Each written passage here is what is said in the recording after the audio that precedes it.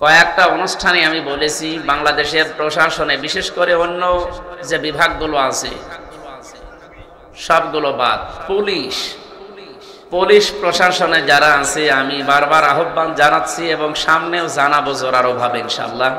এটা দূর করা দরকার।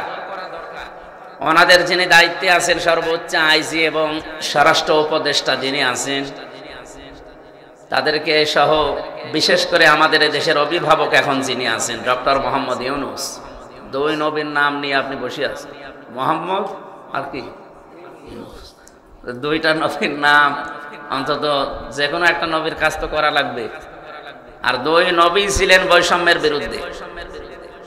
আপনি ইউনূস নবীর জীবনী পড়ে দেখেন, বিশেষ করে মুহাম্মাদুর রাসূলুল্লাহ, তার পুরা জীবনই ব্যয় হয়েছে মানুষের কল্যাণে। এর ভেতরে মিথ্যা আছে। সুতরাং আমরা চাই এবং দাবি জানাচ্ছি জোরালোভাবে। আমার দোলা ভাই প্রশাসনে আছি এই জন্য বলছি তা না, আমি নিজে তাদের পাশে থেকে তাদের কষ্ট দেখেছি। কিছু মানুষের কর্মকাণ্ডের কারণে এই পোশাকটাকে আজ এদেশের মানুষ অনেকে ঘৃণা করে না। কিছু মানুষের কারণে সবাই কালার করলে তো একটা অবিচার হয়ে যাবে। যারা অপরাধ করেছে তাদের শাস্তি হোক, এটা আমরাও চাই। কিন্তু যারা নিষ্ঠার সাথে দায়িত্ব পালন করবে, পৃথিবীতে কোনো কাজ যেহেতু 8 ঘন্টার উপরে গেলেই তারে আমি দেখেছি ওভারটাইমের হিসাব করে বেতন দেওয়া লাগে। বাংলাদেশ সহ বিশ্বের যতগুলো দেশে আল্লাহ ছোট বয়সে আমারে নিয়ে গেল, অল্প বয়সে, আমি তো দেখেছি 8 ঘন্টার উপরে। কাউকে যদি 10 ঘন্টা ডিউটি করা লাগে, 10 ঘন্টার পরে যা করবেন তার হিসাব করে টাকা দেওয়া লাগবে। আমরা চাই এটা যদি তাদের দেওয়া হয় তাদের দুর্নীতির সংখ্যাও কমবে। আমি খুলনা রেঞ্জের ডিআইজি সাহেব সেদিন এসেছিল কুষ্টিয়াতে, ওনাকে বলেছিলাম যে এইটা করলে হয়। উনি উত্তর দিল যে এটা করলেও কিছু পুলিশ আছে তারা চরিত্র ভালো হবে না। হবে না তো সে পরে, আগে আপনি এটা করিয়ে দেন না কেন? 2 নম্বরে তাদের যে বিভাগটা আছে, পুলিশের যে বিভাগ, আমরা চাই এরা আলাদা থাকবে, সেপারেট থাকবে। এদের বাংলাদেশে কোনো নেতা নেত্রী নেতা খেতার কথা মতো চলা লাগবে না, এরা চলবে ওদের আইজির কথা মতো। ওদের বিভাগটা আলাদা করে দিলে এই দেশটা দুর্নীতি মুক্ত করতে কোনো বিভাগ লাগবে না, শুধু পুলিশই যথেষ্ট। কারণ পোশাকটার সম্মান এখনো অনেকেই করে, আর এটা সম্মানের এই পোশাক। আল্লাহ তাদের 2টা চোখকে যে জাহান্নামে দেবে না তার হাদিস হচ্ছে যারা রাতের বেলা নিজের অপরাধের কথা স্মরণ করে কাঁদে, আর যারা জনগণের জান মাল ইজ্জত আবরু হেফাজতের জন্য রাত জেগে থাকে। বলেন সে যা দিনের বেলা 12টা থেকে এসে এখন 11:30 12টা বাজবে, তাহলে মানে 24 ঘন্টা আজকে তাদের ডিউটি পালন করা চলছে। তো 8 ঘন্টার পরে তো যা করলো, এখনো তো কয় ঘন্টা ডিউটি করেছে? 16 ঘন্টা বেশি, 3 × 8 = 24 না? এই 16 ঘন্টার টাকা তো তাদের সরকার দেবে না। আমরা এটা আহ্বান জানাচ্ছি, তাদের আল্লাহ রাসূল তো যা দেওয়ার দিয়েছে এবং সামনে দেবে, কিন্তু দুনিয়াতেও যেন তাদের এই বৈষম্য দূর করি, সহজ এবং সরল জীবনে ফিরে যাওয়ার তৌফিক দেশের দায়িত্বশীল মানুষদেরকে আল্লাহ সম্মতি দান করেন, বলেন আমিন। প্রশাসনে যারা এসেছেন তাদেরকে ধন্যবাদ জানাচ্ছি। দল মত নির্বিশেষে আজকের এই অনুষ্ঠান, এটা কি শুধু যারা বাংলাদেশে জামাত ইসলামী করে তাদের, যারা চরমনার পীরের মুরিদ হয়েছে তাদের, বলেন সবার জন্য যেহেতু আজকের অনুষ্ঠান সাজিয়েছেন, পরিবেশের কারণে হয়তো মানুষের সংখ্যা কম, মানুষ কম বেশি এটা ম্যাটার করে না, কারণ জান্নাতে যারা যাবে তাদের সংখ্যা কমই হবে। জান্নাতের সংখ্যা আল্লাহ বেশি বানিয়েছে না জাহান্নামের? বলেন বলেন। আমরা জানি জান্নাত 8টা, জাহান্নাম না একটাই, কিন্তু স্তর আল্লাহ বানিয়েছে। যে যেই কাজ করবে তার অপরাধ বা তার নেক কাজ হিসাবে আল্লাহ তাকে ওই স্তরে রাখবে। যে জান্নাতের স্তর আমি কোরআন শরীফে প্রায় 100টার উপরে পেয়েছি, এমন কিছু কিছু স্তরের নাম আছে আমরা অনেকে জানি না। জাহান্নামেরও স্তর এরকম আছে, অন্তত 70টার উপরে আমি পেয়েছি। যে সেই হিসাবে জান্নাতের সংখ্যা অনেক বেশি, তার স্তরের সংখ্যা, জাহান্নামের সংখ্যা একটু কম। কিন্তু জান্নাতে মানুষ বেশি যাবে না জাহান্নামে মানুষ বেশি যাবে? সংখ্যা কম, মানুষ বেশি যাবে, তার মানে গাদাগাদি করে থাকা লাগবে। আর জান্নাত বেশি, মানুষ কম। এক একজন মানুষকে আল্লাহ যদি জান্নাত দান করে, যারা একেবারে নিম্ন জান্নাত দেবে, এই দুনিয়ার মতো 10 দুনিয়ার সমান। সেই হিসাবে বলছি, আমরা যারা এসেছি এখানে মানুষ কম বেশি এটা আমরা লক্ষণীয় বিষয় না, আমরা জান্নাতি মানুষ। নবীজি যেহেতু জানিয়েছেন যেখানে কোরআন হাদিসের কথা হয় ওই জায়গাটা জান্নাতের বাগান হয়ে যায়, তাহলে নবীর এই কথা 100% মিথ্যা না সত্য? সেই হিসাবে এটা মনে হয় খেলার মাঠ নাকি ঈদগাহ মাঠ, মাদ্রাসার মাঠ, মাটি হোক, কিছু সময়ের জন্য এটা এখন জান্নাতের বাগান। আর জান্নাতের বাগানে কোনো জাহান্নামী মানুষ আসতে পারে না। এই ছেলে কিছু লাগবে না, কিছু লাগবে না।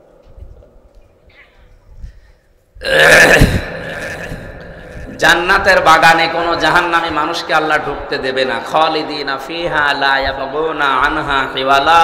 কোরআন জানিয়েছে যদি আল্লাহ জান্নাতে কাউকে প্রবেশ করায়, তাকে আর কোনোদিন আল্লাহ বের করে দেবে না, আর সে বের হতেও চাইবে না।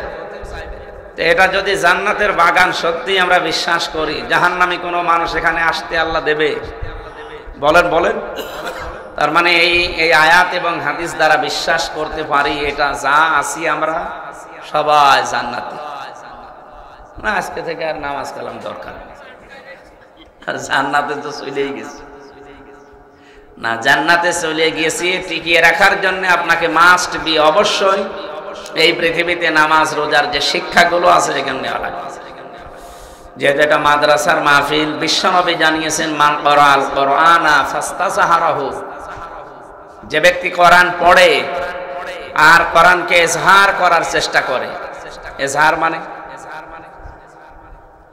আমরা এই যে মাদ্রাসায় মনে হয় এনারা পড়ায় যে ইজহার, একলা, বেদগাম, একফা পড়ায় না?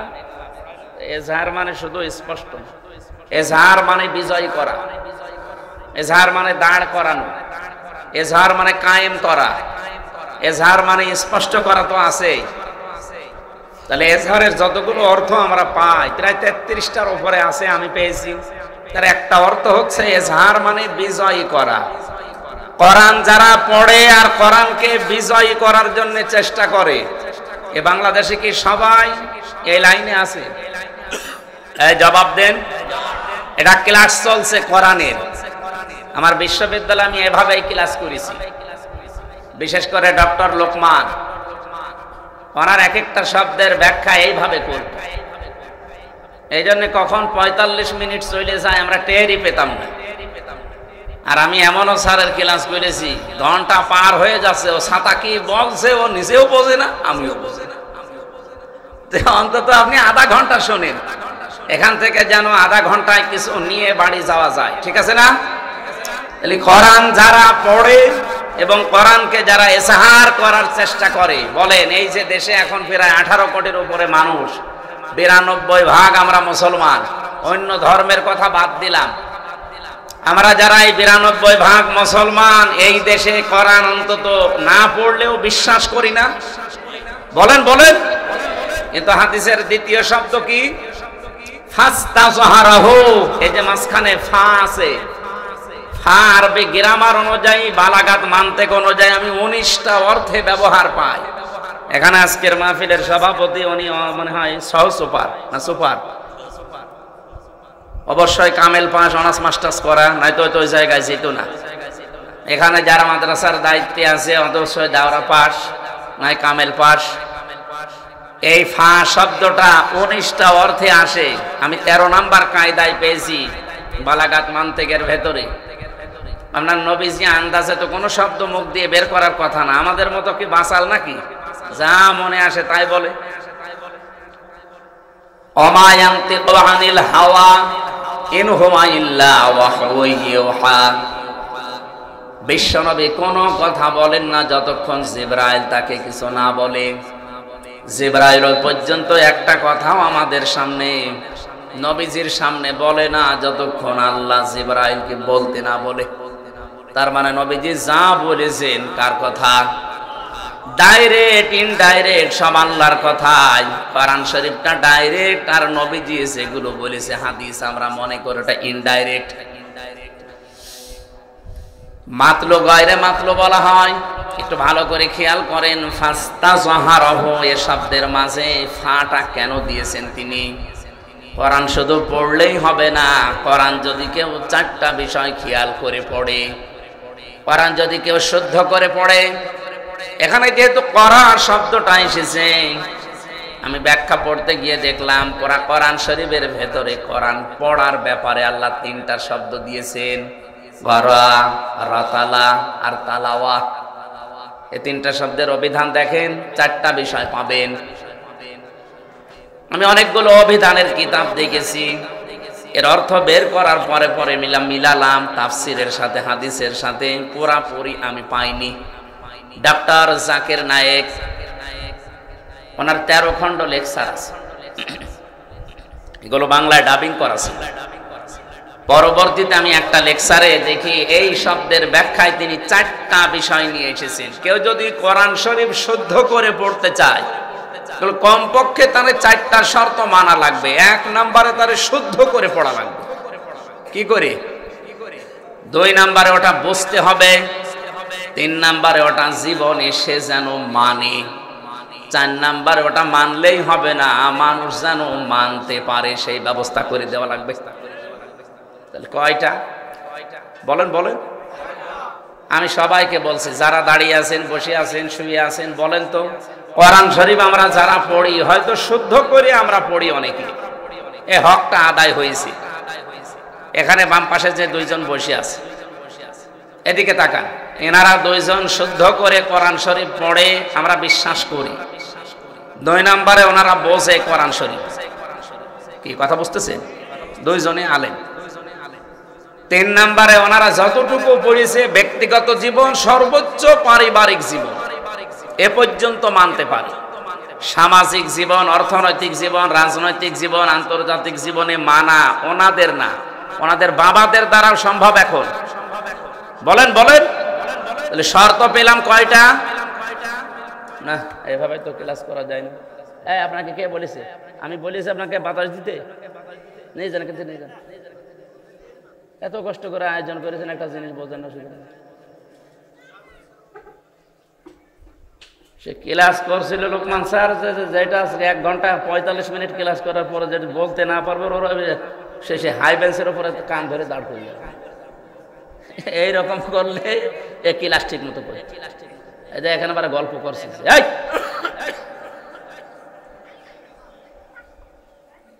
অ্যাক্টিভ হওয়া লাগবে ভাই। না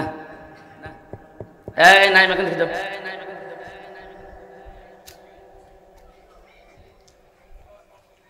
12 বাপের 13 ছেলে তো, এক একজন এক এক রকম। এ ছাতা ক্লাস করা মানে খুব কঠিন। এ স্যাররা ক্লাস নেয় সব এক মাপের ছাত্র। ক্লাস 9-এ 10-এ অবশ্যই ক্লাস নেয়, সেখানে সব এক মাপের। কিন্তু আমরা যে ক্লাস করি, যে কি ঝামেলা আছে স্যার। একটারে দেওয়া হয়তো 80 নাম্বার, আর একটারে 2 নাম্বার। সে এক ছাত্র এসে ব্যাগ, বই, খাতা যা আছে সব এসে বলছে হেড স্যারের কাছে, স্যার হয় ছুটি দেন, নাই আমি গেলাম। তুই যেই পজিশনে দাঁড়িয়ে আছিস, ছুটি দেন নাই গেলাম, ব্যাগ তোর কাঁধে, তোর ছুটি দিলেও তুই চলে যাবি, না দিলেও চলে যাবি, এইদিকে আয়। তোর রোল নাম্বার কত? বলছে স্যার 82। ক্লাসে ছেলে মেয়ে কয়টা? 82টা। ও তুই এইরকম ছাত্র, 82টা ছেলে মেয়ে ক্লাসে, ওর রোল নাম্বার 82। ও খুব ভালো ছাত্র, ওর জীবনের কোনো এম আছে, কোনো উদ্দেশ্য আছে। ও আসে মা বাবার ভয় আর ও চলে যায়। এরকম ছাত্র হলে হবে? তো অ্যাক্টিভ হয়ে শোনেন তো, ওনাদের যে 2টা শর্ত পর্যন্ত শেষ, 3 নাম্বারটা মানতে পারছে। কত দূর মানতে পারে? ব্যক্তিগত জীবনে, পারিবারিক জীবনে। কিন্তু এরপরে যতগুলো জীবন এখনো আছে, এখনো প্রায় 7টা জীবন আছে। সামাজিক জীবন আছে, রাজনৈতিক জীবন আছে, অর্থনৈতিক জীবন আছে, সাংস্কৃতিক জীবন আছে, ধর্মীয় জীবন আছে, আন্তর্জাতিক জীবন আছে, রাষ্ট্রীয় জীবন আছে। এই জীবনগুলোতে ওনাদের মানা সম্ভব? কেন সম্ভব না? এই হাদিসের পরে আরো দুইটা শব্দ আছে, এইদিকে তাকান। তাহলে শর্ত আমরা বললাম চারটা, দুইটা পর্যন্ত মেনে 3 নম্বরে ওনারা ফেল। 4 নাম্বারটা তো আরো কঠিন। 4 নাম্বার কি? শুধু নিজে মানলে হবে না, মানুষ যেন মানতে পারে সেই ব্যবস্থা করে দেওয়া লাগবে। দল মতের ঊর্ধ্বে উঠে বলেন আল্লামা দেলাওয়ার হোসাইন সাইদি রহমতুল্লাহ আলাইহি, এই লোকটা যতদিন কোরআন শরীফ মাদ্রাসায় শুদ্ধ করে পড়তো কেউ ওনাকে শত্রুতা মনে করত? যতদিন উনি নিজে কোরআন বুঝেছে কেউ শত্রু মনে করত? যতদিন উনি নিজে ব্যক্তিগত জীবনে পারিবারিক জীবনে মেনে চলেছে, সন্তানাদি ছেলেদেরকে নিয়ে, মেয়ে তো নেই, ছেলেদেরকে নিয়ে মানত, কেউ ওনাকে শত্রু মনে করত? যেই বলেছে 4 নাম্বারটা যে আমি নিজে মানবো না, আমি এটা মানাতে চাই, ব্যক্তিগত জীবন থেকে আন্তর্জাতিক জীবন পর্যন্ত যত দায়িত্ব আমার উপরে আসবে আমি কোরআন মানাতে চাই, তখনই তার নামে বিভিন্ন রকমের ডিগ্রি লেগে গেছে। প্রথম 3টা মানতে গিয়ে কেউ কিছু বলে না। 4 নাম্বারটা যেই শুরু করেছে তখন তিনি রাজাকার, তিনি ধর্ষক। এমনকি ওনার মামলায় এমন মহিলাকেও ধর্ষক মামলার আসামি করে নিয়ে আসা হয়েছে। তারা মহিলাকে প্রশ্ন করছে, তাজুল ইসলাম, অ্যাডভোকেট তাজুল ইসলাম বলছে এই মেয়ে, এই যে মাওলানা সাইদি উনি কি তোমাকে ধর্ষণ করেছে? জি হ্যাঁ। তোমার জন্ম তারিখ কত? 1975 সালে। ধর্ষণ করেছি 1971 সালে। 71 সালে ধর্ষণ করেছে, তোমার জন্ম 75। ওটা কি রুহের জগতে? ওই দিনই ওনার মামলা ঢিসমিস হয়ে যাওয়ার কথা না? কিন্তু না, ওই যে কালামানিক বিসি উড়ে গেছে। এমনি তো বেশি উড়ে যায়নি।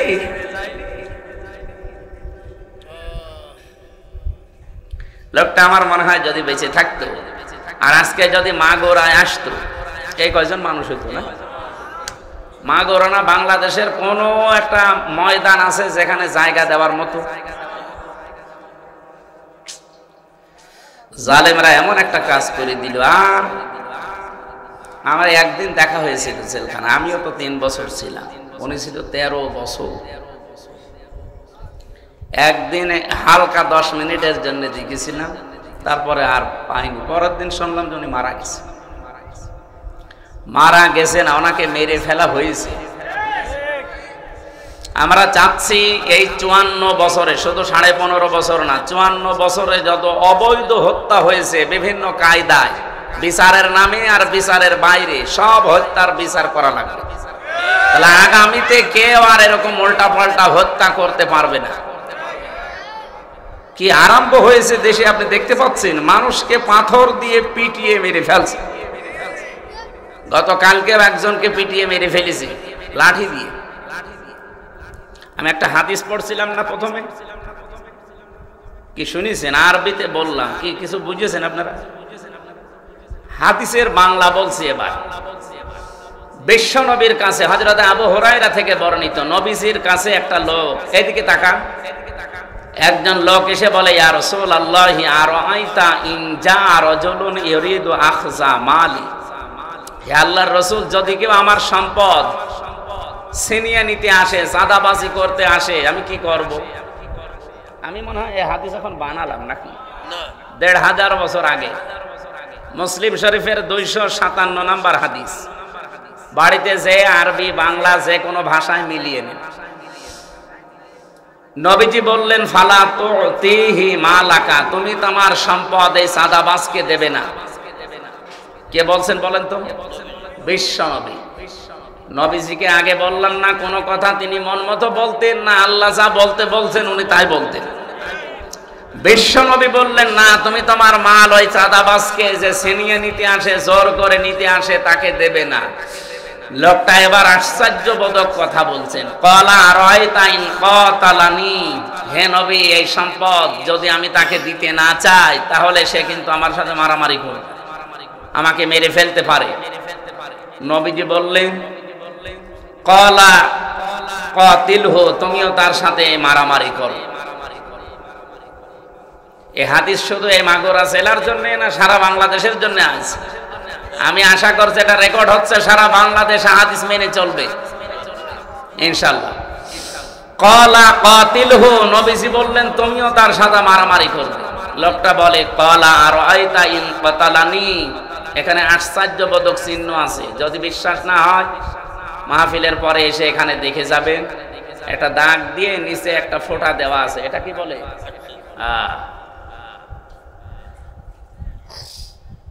লোকটা বলে ইয়া রাসূলুল্লাহ, কি বলেন আপনি? আমিও তার সাথে মারামারি করব, হাতাহাতি করব, যদি সে আমাকে মেরে ফেলে। বিশ্বনবী বলেন ফা আনতা শাহীদুন, তাহলে তুমি শহীদ। আমরা মনে করি শুধু ধর্মের জন্য যুদ্ধ করে মারা গেলে শহীদ হয় না। শহীদ 7 প্রকার মানুষকে শহীদ বলা হয়। কয় প্রকার? সুতরাং এই যে মাইলস্টোন, এই স্কুল এবং কলেজে যে ছাত্র ছাত্রীগুলো মারা গেছে সবগুলো শহীদ। আগুনে পুড়ে মরলেও শহীদ হয়, তারা সব আগুনে পুড়ে মারা যায়নি। যদি ঈমান থাকে আল্লাহ তাদেরকে শাহাদাতের মর্যাদা নসিব করেন, বলেন আমিন। এবার শেষ কথা বলছি। লোকটা বলে ইয়া রাসূলুল্লাহ, ক্বালা আরাইতা ইন কাতালতুহু, যদি আপনি কি বললেন এটা, যদি আমি তাকে হত্যা করে ফেলি, এই যে মারামারি ধস্তাধস্তি করতে গিয়ে যদি সে মরে যায়, নবীজি এবার বলেন হুয়া ফিন্নার, সে জাহান্নামী। তোমার মাল ছিনিয়ে নিতে, ডাকাতি করতে বা চুরি করতে, চাঁদাবাজি করতে এসেছিল, তুমি দিতে চাওনি, মারামারি হয়েছে, তুমি মরে গেছো, তুমি শহীদ। আর যদি তুমি তাকে মেরে ফেলো তাহলে সে জাহান্নামী। এই হাদিসটা আজ বাংলাদেশে আমার মনে হয় যদি কার্যকারী থাকতো, 92% আমার নবীজির উম্মত চাঁদাবাজি হওয়ার কথা। বলেন আমার ভাইরা, আমি যে শব্দ থেকে পর্যন্ত এসেছিলাম, আল্লামা সাইদি শুধু নয়, এই পৃথিবীতে ইমাম আবু হানিফা রহমতুল্লাহ আলাইহি, ইমাম আহমদ বিন হাম্বল রহমতুল্লাহ আলাইহি, যত বড় বড় আলেমদের জীবনী আমি পড়ে দেখেছি। যতদিন তারা কোরআন শুদ্ধ করে পড়েছে, শুদ্ধ করে পড়ার পরে বুঝেছে, ব্যক্তিগত জীবন পারিবারিক জীবনে মেনেছে, কেউ শত্রুতা করেনি তাদের সাথে। যখনই বলেছে না আমি এটা মানাতে চাই, ব্যক্তি থেকে শুরু করে আন্তর্জাতিক জীবন পর্যন্ত আমি যেমন মানতে চাই, মানাতেও চাই, তখনই তাদের জেল হয়েছিল।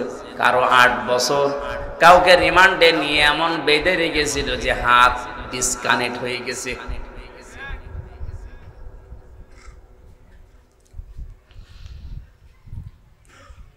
জীবনী পড়তে গিয়ে দেখেছি হযরতে আবু হানিফা রহমাতুল্লাহ আলাইহি 8 বছর শুধু জেলখানায় কাটাননি, তাকে বিষ দিয়ে শেষ পর্যন্ত মেরে ফেলেছে। বাংলার মুসলমানেরা শুধু কোরআন শরীফ শুদ্ধ করে পড়ে যদি মনে করেন আমার হক আদায় হয়ে গেছে, কে বলেছে আপনাকে? আপনি কি আমার সাথে বেশি বোঝেন? আমি নিজে ব্যাখ্যা করেছি, পড়েছি, বুঝেছি, এরপরে বলছি। শুদ্ধ করে পড়লেই হক আদায় হয় না, এটা বুঝতে হয়। শুধু বুঝলেই হয় না, মানতে হয়। শুধু মানলেই হয় না, মানাতে হয়। এই 4টা শর্ত মেনে যারা কোরআন পড়ে আর কোরআনকে যারা বিজয়ী করার জন্য চেষ্টা করে, ব্যক্তিগত জীবন থেকে একেবারে আন্তর্জাতিক জীবন পর্যন্ত কোরআন থাকবে বিজয়ী। কি থাকবে? বলেন বলেন। এই 54 বছরে কোরআন বিজয়ী আছে? নেই। ফাস্তাসাহারাহু এ শব্দের অর্থ আমি বিজয় করলাম কেন? কারণ এর পরে যে 2টা শব্দ আছে দেখেন, ফাহাল্লা হালালাহু, এরকম আছে, ফাহাল্লা হালালাহু ওয়া হারামা হারামাহু। কোরআন যদি বিজয় থাকে তাহলে হালালকে হালাল জেনে মানা সহজ, আর হারামকে হারাম জেনে মানা সহজ। আপনি হালালকে হালাল জেনে মেনে নিতে পারবেন, আর হারামকে হারাম জেনে ছেড়ে দিতে পারবেন। কোরআন বিজয়ী না থাকলে হালালকে হালাল জানা